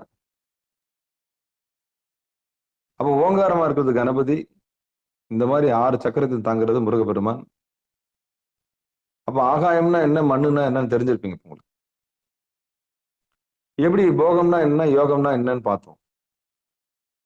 அப்போ போகத்துக்கும் முருகன் தான் காரணம், யோகத்துக்கும் முருகன் தான் காரணம். ஏன்னா எல்லா வீட்டுக்கும் அதிபதியா இருக்கிறதுனால அவனை பணிஞ்சிறது ரொம்ப உத்தமம், ரொம்ப ரொம்ப உத்தமம். சொக்குக்கு மிஞ்சிய வைத்தியம் இல்லை, சுப்பிரமணியக்கு மிஞ்சிய கடவுளும் இல்லை, தெய்வமும் இல்லை. அது சிவபெருமான் தான். ஆள்றதுக்காக முருகனை அங்க வச்சிருக்கிறார். இப்போ ஒரு உண்மையை நம்ம தெரிஞ்சுக்கணும். நீங்க போகத்துக்கு போனாலும் முருகர் வேணும். சஷ்டிக்கு விரதம் இருந்தா தான் குழந்தை பெற்றுக்க முடியும் சொல்லுவாங்கல்ல. அப்போ போகத்துக்கும் முருகர் வேணும், யோகத்துக்கும் முருகர் வேணும். அப்போ அடி எவ்வளவு ஒரு உண்மை இல்லை. குழந்தை பெற்றுக்கிறதுக்கும் முருகர் வேணும். இனி போதும் வாழ்க்கைன்னு சொல்லிட்டு அப்படி மேல முடிச்சு மேல் வீட்டுக்கு போனாலும் முருகர் வேணும். அப்போ தயவு வேணும், சாமியோட தயவு வேணும். சாமி எங்கெங்கெல்லாம் முடிச்சு வச்சிருக்க, யாரெல்லாம் பணியணும்னு வச்சுட்டே இருப்பாங்க. 6 படை வீட்டுக்கும் பொறுப்பு கொடுத்தாரு சாமி. அந்த ஒட்டுமொத்த வீட்டையும் சுமக்கிற பொறுப்பு கணபதி கிட்ட கொடுத்துட்டாரு. எல்லாத்துக்கும் ஆற்றல் தரக்கூடிய பொறுப்பு பராசக்தி கிட்ட கொடுத்துட்டாரு. நீ இல்லாம சக்தி அங்க என்ன இல்லை, நீ தான் எல்லாத்துக்கும் உதவணும். 6 வீட்டுக்காரனுக்கும் நீ தான் உதவணும். பிரம்மாவுக்கும் நீ தான் உதவி ஆகணும், நாராயணனுக்கு நீ தான் உதவி ஆகணும், பராசக்தி. ருத்ரனுக்கு நீ தான் உதவி ஆகணும், மகேஸ்வரனுக்கு நீ தான் பொண்டாட்டி. ஒருத்தன் எல்லாருக்கும் துணையா யார் வருது? பராசக்தி தான் வரா. நம்ம தான் பேர் மாத்தி வச்சிருக்கோம். சரஸ்வதி, மகாலட்சுமி, ரௌத்ரி, கௌரி, மகேஸ்வரி, மனோன்மணி பேரை மாத்தி மாத்தி வச்சிருக்கோம். சக்தி ஒண்ணுதான், எனர்ஜி ஒண்ணுதான், சக்தி ஒண்ணுதான். எப்படி நெருப்பு ஒண்ணுதான்ற மாதிரி சக்தியும் ஒண்ணுதான், எனர்ஜியும் ஒண்ணுதான். இறைவனுடைய ஆற்றலும் ஒண்ணுதான். இறைவனும் இறைவனுடைய ஆற்றலும் ஒண்ணுதான். அப்போ இந்த பாட்டு சொன்ன மாதிரி 9 மாசம் தவத்துல உட்கார்றது, அப்புறம் 1 மாசம் மிதந்து இருக்கிறது, அப்புறம் இறைவனுடைய திருவடியை பார்க்கறது அப்படின்னு கூட கணக்கு எடுத்துக்கலாம். அது வேண்டாம், அது வேண்டாம். நான் என்ன சொல்றேன், முதல்ல 25 நிமிஷம் பொருவனோட பார்த்து பேசுங்க, சாமியை பார்த்து பேசுங்க, அப்புறம் ஒன்று நிக்கலாம். இப்ப சொன்னல இகபர சௌபாக்கியம் அருள்வாயி. அப்ப இகம்னா என்ன, பரம்னா என்ன?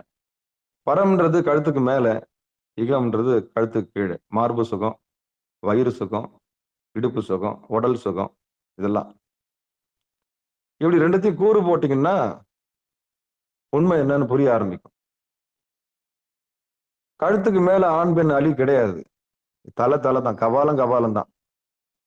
அது ஆம்பளை தலையா இருந்தானே, பொம்பளை தலையா இருந்தானே, அலி தலையா இருந்தானே. கழுத்து கீழே இறங்கினா தானே ஆம்பளை, பொம்பளை, அலி. இந்த பேதம்லாம் எதுக்கு? கழுத்து கீழே விட்டு இறங்கினா தானே. அப்போ கழுத்து கீழே இறங்கினா தானே சிற்றின்பம், நரகம். அப்போ கழுத்துக்கு மேல போனா சொர்க்கம். அவ்வளவுதான், முடிஞ்சு போச்சு. இது ரெண்டுத்தையும் சாமி கொடுக்குறாரு. இகபர சௌபாக்கியம் அருள்வாயே. அப்ப முருகபெருமான்ட்டு கேட்டு அப்பா போகம், அப்பா எனக்கு யோகம், அவ்வளவுதான், முடிஞ்சு போச்சு.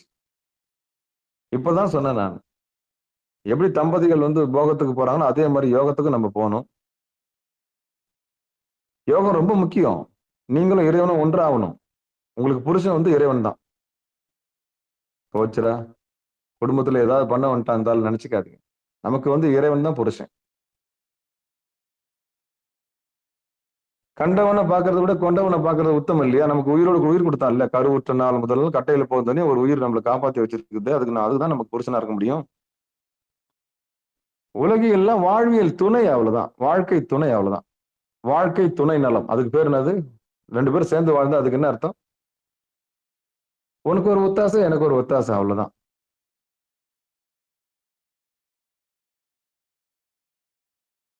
நீ நானும் சேர்ந்து வாழ்வோம், அவ்வளவுதான். உனக்கு ஒரு ஒத்தாசை, எனக்கு உன் கர்மா வேற என் கர்மா வேற இருந்தாலும் என்னதான் பெத்த புள்ளி இருந்தாலும் வாயு வயிறு வேறன்னு சொல்லுவாங்கல்ல, வினையும் வேறதான். அவ 2 பேரும் சேர்ந்து வாழ்றாங்கன்னா கர்மாவுல இணைஞ்சிருந்தாங்கன்னா ஆடவனுக்கு வினை உயிர், மனைவிக்கு கணவனே உயிர். அப்ப கணவனுடைய வினைக்கு துணை செய்யறதுதான் அவ வந்திருக்கிறா. இன்னைக்கு தலைகீழ மாறிடுச்சு, பொம்பளைங்களுடைய வாழ்க்கையை தலைகீழ மாறிடுச்சு. கணவனுடைய வினைக்கு துணை நிக்கணும், அவ்வளவுதான். அவரு அமைச்சரா இருந்தாருன்னா அவருடைய அமைச்சருக்குள்ளான எல்லா வேலைக்கும் அவருக்கு எல்லாத்தையும் செஞ்சு கொடுத்துட்டு அவருடைய அந்தரங்கள் எல்லாத்துக்கும் துணை நின்று, அப்படி துணை நின்று போய் பணி செய்ய வேண்டிய பெண் இன்னைக்கு மாறிட்டாங்க, அவ்வளவுதான். அடிமையா இருக்க சொல்லல, வினைக்கு துணையா தான் இருக்கும். அப்போ எல்லா ஆம்பளைக்கு பின்னாடி ஒரு பெண் இருப்பாங்க சொல்ல. இன்னைக்கு எல்லாம் மாறி போச்சு, தலைகீழ மாறி போச்சு. ஏன்னா நோக்கத்தையே செதைச்சிட்டாங்க, நோக்கமே செதைஞ்சு போச்சு, நோக்கமே செதைஞ்சு போச்சு. அதனால யாரும் உதவி சேர்த்து வரல, யாரும் யாருக்கும் துணையா வர்றதில்லை. பணம் தான் தீர்மானிக்குது. 2 பேரும் சேர்ந்து வாழணும்னா பணம் தான் தீர்மானிக்குது, குணம் தீர்மானிக்கல. குணம் ஒத்து போல இருக்கிற பொருத்தங்கள்ல 10 பொருத்தம் குணம் தான். மனம் ஒத்து போச்சுன்னா போதும், மனம் சரின்னு சொல்லிச்சுன்னா போதும், வாழ்ந்துடலாம். மனம் ஓகே சொல்லலைன்னா வேணும், அவ்வளவுதான். திருமணமே வேணாம், எந்த பொருத்தும் பார்க்க வேண்டாம், எந்த ஜாதகம் பார்க்க வேண்டாம். உள்ள இருக்கிற மனசு சொல்லும், இது சரி இது சரியில்லை, வாழலாம் வாழக்கூடாது அப்படின்னு சொல்லும்.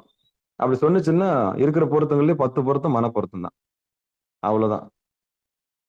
அதுதான் போகத்துக்கும் காரணம், யோகத்துக்கும். அதே மனம்தான் நம்ம இறைவன்கிட்ட கொண்டு போறதும் மனம்தான், இந்த உலகியல் இன்பத்துல கொண்டு போறதும் மனம்தான். 2மே மனம்தான் காரணம். நீங்க மனசு வச்சா ஒரு 10,000 கொடுக்கலாம், பொண்ணு கல்யாணம் வச்சிருக்கிறேன், ஒரு 1,00,000 ரூபாய் கொடுக்கலாம். அப்ப மனம் வைக்கணும் இல்ல. ஒரு 1,50,000 ரூபாய் இருந்தா பொண்ணுக்கு நான் கல்யாணம் பண்ணி கொடுத்துருவேங்க. ஒரு கார் ஒண்ணு வாங்கி கொடுக்கணும், அதுக்கு ஒரு இடிபாடா இருக்குது, கொஞ்சம் ஒரு 1,50,000 ரூபாய் தேவைப்படுதுன்னா கொஞ்சம் மனசு வச்சா அதை வாங்கி கொடுத்துருவேன் அப்படின்னா மனம் வைக்க வேண்டும். காசு கொடுக்கறது கூட மனம் இருக்கணும் இல்லையா? ஆக யோகத்துக்கும் மனசுதான் காரணம், போகத்துக்கும் மனசுதான் காரணம். அதான் காரணன் நாரணன், அடங்கிய மனமே குரு. நீங்க என்னதான் உபதேசம் கேட்டாலும் உங்க மனசு உட்கார்ந்தா தான் நீங்க உட்காருவீங்க. நான் கேட்கிறேன், உண்மைதானே? எவ்வளவுதான் நீங்க சொற்பொழிவு கேட்டாலும், என்னதான் ஞான விஷயத்தை கேட்டாலும், உங்க மனம் இறங்கினா தானே நீங்க ஒத்துழைச்சோட உட்கார முடியும். அப்பாடி இந்த ஆள் சொல்லிட்டானே, ஒரு 25 நிமிஷம் நம்ம என்ன பண்ணுவோம், சிவபுராணத்தை சொல்லுவோம். ஒரு 25 மினிட்ஸ் உட்காந்து சிவபுராணத்தை சொல்லுவோம். முதல்ல சிவபுராணத்தை எழுதுவோம், அப்புறம் மனப்பாடம் பண்ணுவோம், அந்த இடத்துல ஒன்றுவோம். அப்போ தவம் செய்வார் தன் கர்மம் செய்வார்னு சொன்னாரு. அப்ப நம்ம வந்து வேணும் என்ன, நம்ம பூமிக்கு எதுக்காக வந்திருக்கோம், ஏன் வந்தோம், எதுக்கு வந்தோம்? 10ஓட 11 சாப்பிட்டு சாவறதுக்கு வந்தோம்? அப்படி இல்லை. இது உள்ள வர்றவங்க எல்லாருமே தெளிவுதான். எதுக்கு வந்தோம், ஏன் வந்தோம், என்னத்துக்கு வந்த ரகசியத்தை தெரிஞ்சுக்கிட்டு தான் நம்ம இங்க வந்திருக்கிறோம், அவ்வளவுதான். தெரிஞ்சுக்கிட்டு என்ன பண்ண போறோம்? சாமிக்கு அடிமை செய்ய போறோம். சொல்லுங்க சாமி, என்ன உத்தரவு? நீ நில்லுன்னா நிக்க போறேன். ஆட்டு வித்தால் ஆரொருவர் ஆடாதாரே கண்ணா அப்படின்ற பாட்டுக்குள்ள அது மாதிரி, ஆட்டு வித்தால் யார் ஒருவர் ஆடாதாரே, பாட்டு வித்தால் யார் ஒருவர் பாடாதாரே, ஓட்டு வித்தால் யார் ஒருவர் ஓடாதாரே, பணியை வைத்தால் யார் ஒருவர் பணியாதாரே. அப்ப சாமி பணியை வச்சாருன்னா பணிய போறோம். இந்த உண்மையை தெரிஞ்சு நம்ம காதற்ற ஊசியும் வாராதே கான்கடை வழிக்கு பட்டினத்தார் சொன்னார்ல, ஒரு துருமை கூட நம்மளால அசைக்க முடியாது, நடத்துறது இறைவன் தான். என்னவோ என்னாலதான் அந்த குடும்பம் நடக்குது, நான் இல்லைன்னா குடும்பம் இல்லை, நான் இல்லை. அதான் பூனை கண்ணை முன்னா பூலோகம் இருந்து போன மாதிரி நம்ம மனசு என்ன பண்ணுது, நாம இல்லைனாலும் எல்லாரும் டிவி பார்ப்பாங்க. நல்லா எழுதி வச்சுங்க, நாளைக்கு நாம இல்லைனாலும் நாளைக்கு எல்லாம் தியேட்டருக்கு போவாங்க, நாம இல்லைனாலும் நாளைக்கு சூரியன் உதிக்கும், நாம இல்லைனாலும் எல்லா போகமும் எல்லாம் பண்ணிட்டு தான் இருப்பாங்க. என்ன ஒரு 10 நாள் பேசுவாங்க, அவ்வளவுதான். மறந்துடுவாங்க. இதானே இயல்பு. அது எல்லாரும் பெத்த புள்ளையா இருந்தாலும் சரி, பெத்த பொண்ணா இருந்தாலும் சரி, எல்லாரும் மறந்துடுவாங்க. இது நினைச்சா அவங்களுக்கு சிரிப்பா இருக்கும். யாரெல்லாம் வந்து நம்மள என்ன பண்ண மாட்டாங்க. அப்புறம் எதுக்கு சும்மா வீம்பு? நாம இல்லைனாலும் எல்லாம் நடக்க போகுது. அப்ப பணியணும் நம்ப. ஆனா நம்ம மனசு என்ன பண்ணுது? நாம என்ன பூனை கண்ண முன்னா பூலோகம் இருண்டு போற மாதிரி, என்னவோ இந்த உலகத்தை நம்ம தான் தாங்கி பிடிக்கிற மாதிரி, இந்த உலகம் நம்மளால தான் சுத்துதுன்ற மாதிரி, பூமி நம்மளால தான், நமக்காகத்தான் பூமி சுத்துற மாதிரி நம்ம நினைச்சுட்டு இருப்போம். Chance never. நம்ம வந்து ஒரு துரும்பு, அவ்வளவுதான். இந்த நினைப்பு வர்றதுக்கு பல நாள் ஆகும். சாமி எனக்கு உத்தரவு. அப்போ தவத்துல உட்கார்ந்தீங்கன்னா, எனக்கு என்ன உத்தரவு சாமி? இவ்வளோ கோடி ஜனத்துல எனக்கு என்ன உத்தரவு? என்ன எதுக்கு ஆட்கொண்டீங்க? எனக்கு எதுக்கு பக்தி கொடுத்தீங்க? எனக்கு எதுக்கு சக்தியை காமிச்சு கொடுத்தீங்க? இப்படி நீங்க சாமி கிட்ட போராடி உங்களை நீங்க தெரிஞ்சுக்கிறீங்கல்ல, அதுதான் முக்தி. அப்புறம் உங்க கர்மா உங்களுக்கு தெரிஞ்சிச்சுன்னா நீங்க 4 பேருக்கு வெளிச்சம் ஆயிடுவீங்க. அவ்வளவுதான். எல்லாரும் உங்களை தேடி வராங்க. அப்ப ஆலமரம் பழுக்காத வரைக்கும் எந்த குருவியும் காக்காயும் வராது. ஆலமரம் மொட்டையா இருந்தா எதுவும் வராது. அது துளுத்து பச்சை பசேல்னு ஆன பிறகுதான் வந்து பறவைலாம் வந்து கூடு கட்டும். அதுக்கப்புறம் பூ பூக்கும். அப்புறம் ஆலம் பழம் பழுத்துரும். அந்த பறவை வரும் பாருங்க, அப்போ ஒரே சத்தமா இருக்கும். கீ கீ கீ கீ கீ கீன்னு எங்க இருக்கிற குருவி எல்லாம், எங்க இருக்கிற காக்காலாம் வந்துடும். சரி, பழுக்கலன்னா வருமா? வராது. அது போறதான் நம்ம மனம். ஆலமரம் மாதிரி. மொட்டையா இருந்தா யாரும் வரமாட்டாங்க. கரடு முரடா இருந்தா யாரும் வரமாட்டாங்க. பக்குவப்பட்டு துளுத்து பச்சை பசேல் 4 பேருக்கு நிழலா இருந்தா தான் அந்த மனம் பக்குவப்பட்ட பிறகு எல்லாரும் வருவாங்க. ஆலமரத்து விதை பார்த்தீங்கன்னா ரொம்ப சின்னதா இருக்கும். ஆனா அவ்வளவு பெரிய ஆலமரம் அதுல இருந்து வருது இல்ல. ஆலமரத்து விதையை கொஞ்சம் எடுத்து பாருங்க. ஆலமரத்து விதையை கொஞ்சம் எடுத்து பாருங்க. கடுகை விட ரொம்ப சின்னதா இருக்கும். கடுகை விட ரொம்ப சின்னதா இருக்கும். ஆனா வெளியே வந்தா எப்படி வருது அது? அப்போ அடி எவ்வளவு பெரிய மரம் இல்ல? எவ்வளவு விடுது? சிவபெருமானே, நினைச்சு கூட பார்க்க முடியல. அந்த விதைக்கும் ஒரு சின்ன விதை தான். காக்கா வந்து டாய்லெட் போயிட்டு போயிடும். அதுல இருந்து முளைக்கும். பறவைகள் வந்து குருவிகள்லாம் சாப்பிட்டுரும் பழத்தை. சாப்பிட்டு அதனுடைய மிச்சத்தை போடும். அந்த எச்சத்துல இருந்து முளைக்கும் பாருங்க ஆலமரம். பா பா பா பா பா. பனைமரத்துல போட்டு போயிடும். பனைமரத்தையே காலி பண்ற அந்த ஆலமரம். பனைமரத்துக்குள்ள விழுந்து, அதுக்கப்புறம் அதுல வேற பிடிச்சி அப்படியே லைட்டா ஊனி, அப்படியே கீழே சுத்தி சுத்தி சுத்தி சுத்தி பனைமரத்தையே சாப்பிட்டுரும். பனைமரம் அப்படியே நிக்கும். இந்த காட்சி நீங்க பாருங்களேன். பனைமரத்துல இந்த எச்சத்தை போட்டுரும். அப்போ ஆலமரத்து விதை போல நமக்குள்ள எல்லாமே இருக்கு. அதான் ஞான உபதேசம். தவம் பண்ண பண்ண பண்ண உங்களுக்குள்ள ஒரு விருட்சம் வரும். நீங்களும் ஆலமரமா மாறுவீங்க. அங்க சாமி வந்து உட்காருவாரு. பறவைகள்லாம் வந்துரும். உங்களை நீங்களே தெரிஞ்சு இன்புற்று இருக்கலாம். நம்மள நாம தெரிஞ்சு இன்புற்று இருக்கலாம். அப்புறம் இந்த மணன்ற ஆலமரத்துல பூ பூக்கும், காய் காய்க்கும், பழம் பழுத்துரும். அப்ப எல்லாரும் உங்களை தேடி வருவாங்க. நீங்க பக்குவப்பட்ட ஆன்மாவா மாறிடுவீங்க. இந்த உலகத்துக்கே ஆசானா மாறிடுவீங்க.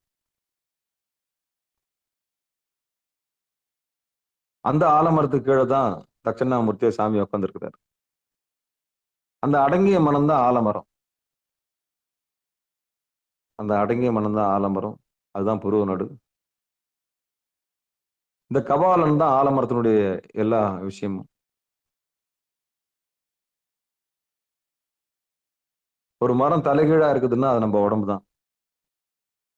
வேறு வந்து மூளை தான். கை கால்லாம் மரம், செடி, கொடி, பூ பூக்குறவருக்கு எல்லாம் நினைச்சுக்கங்க. எப்படி இருக்கும்? ஒரு மரம் மாதிரி நினைங்க. ஒரு மனுஷனை தலைகீழா வைங்களேன் கீழே. கபாலத்தை மண்ணுல புதைச்சிருங்க.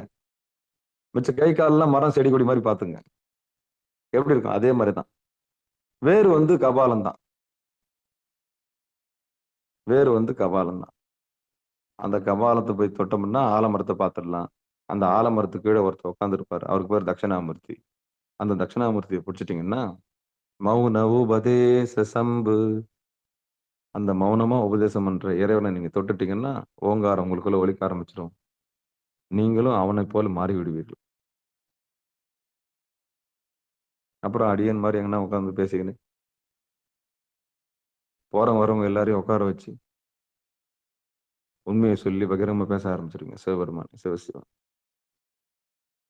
அப்படி ஒரு நாள் எல்லாருக்கும் வரும்னு சொல்லி, இதுகாரம் பொறுமையா கேட்ட அத்தனை உள்ளங்களுக்கும் மனமார்ந்த நன்றியை சொல்லி, சத்தியத்தை தெரிந்து சத்து சித்து ஆனந்தம் பெற வேண்டும். இந்த பாடல் இன்னும் ஒரு முறை பாடிடலாம்.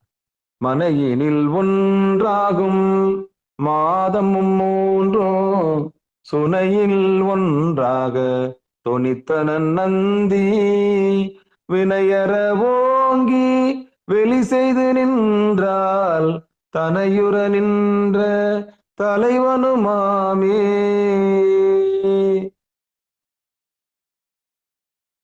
உயிர் 9 மாசம் உள்ள இருக்குது. அதுக்கப்புறம் 10வது மாசம் தண்ணியிலிருந்து பள்ளிக்கூடம் உடைஞ்சு வெளியே வர ரகசியத்தை நந்தியம் பெருமான் சொன்னாரு. அப்படி வெளியே வந்த உயிர் இந்த உலகுக்கு தலைவனா ஆகலாம் அப்படின்னு சொல்லிட்டு படிப்புறையில பார்த்தோம். ஆனா அப்படியே நம்ம தலைகீழ பார்த்துடலாம். யார் ஒருத்தர் தவத்துல உட்கார்ந்து பொருள் நடுவுல நின்னு ஜெயிச்சு நிக்கிறாங்களோ, ஆடாம அசையாம கண்ணை நிறுத்தி ஒன்றிட்டாங்களோ, அவங்க நந்தியம் பெருமானுடைய ஆணையினால அந்த வினை அழிஞ்சு போயிடும். வினை அழிஞ்சதுன்னா இன்பம் தானே. கர்மா போச்சுன்னா என்னது? ஆனந்தம் தானே. அப்ப வினையற ஓங்கி வெளி செய்து நின்றால் எங்க பொருள் நடுவுல தனையுடன் நின்ற தலைவனும் ஆமே. அப்படி யார் ஒருத்தர் ஆணவம் கண்மம் மாயை பொருள் நடுவுல பார்த்து ஜெயிக்கிறாங்களோ, அவங்களுக்கு அவங்க எம்பெருமானுடைய தலைவன் பதவியை அடைவார்கள். சிவபதம் அடைவார்கள். சிவபதத்தை அடைவாங்க. அதுல இருந்து மாற்று கருத்தும் கிடையாது. அப்ப ஆரம்பத்துல சிவபுராணம் சொல்லி பழகுங்க. சிவபுராணம் சொல்லி பழகுங்க. அவ்வளவுதான். அப்படியே மௌன உபதேசத்துக்கு வந்துருங்க. வாய் திறக்காதீங்க. அதுக்கப்புறம் மௌனமா பாருங்க சாமி. அவ்வளவுதான்.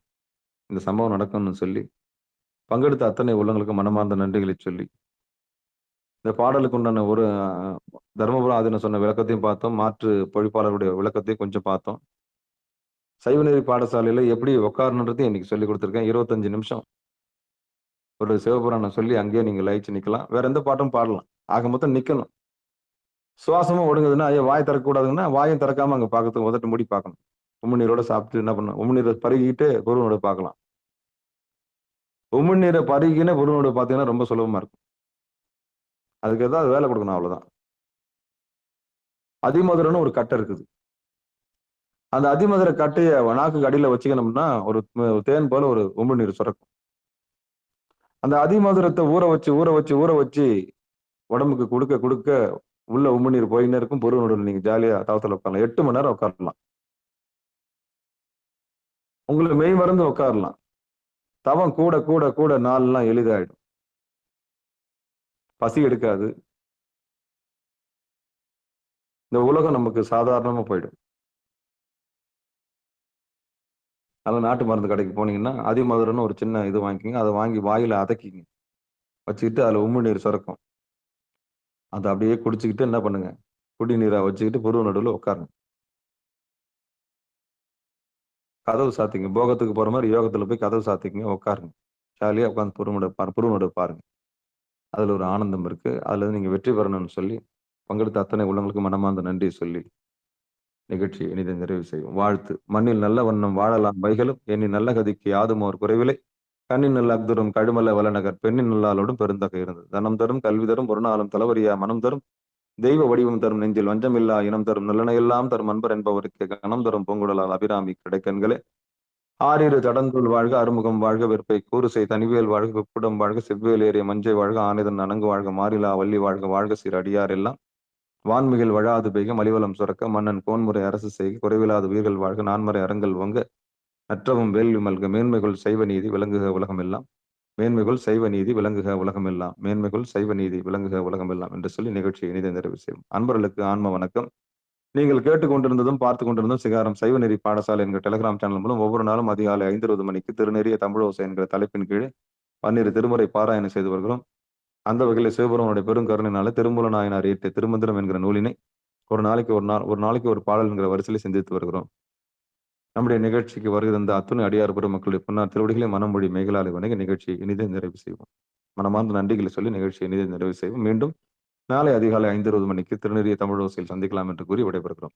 இன்று மாலை 6 மணிக்கும் பிறகு 8 மணிக்கும் பிறகு 9:50 சிறப்பு நிகழ்ச்சியில் இருக்கின்றன. அந்த நிகழ்ச்சியில் அடியார் பெருமக்கள் கலந்து கொண்டு பிறவி பெரும்பயனை அடைம்படி பணிவன்படு கூறி விடைபெறுகிறோம். மற்றொன்னையாவது நமச்சிவாயவே நமச்சிவாயவே ஞானமும் கல்வி நமச்சிவாயவே நான் அறிவிச்சிய நமச்சிவாயவே நான் அவின்றேத்துமே நமச்சிவாயவே நன்னறி காட்டுமே என்று சொல்லி நிகழ்ச்சியை இனிதை நிறைவு செய்வோம். நன்றி. அனைவருக்கும் வணக்கம். திருச்சிற்றம்பலம், தில்லையம்பலம்.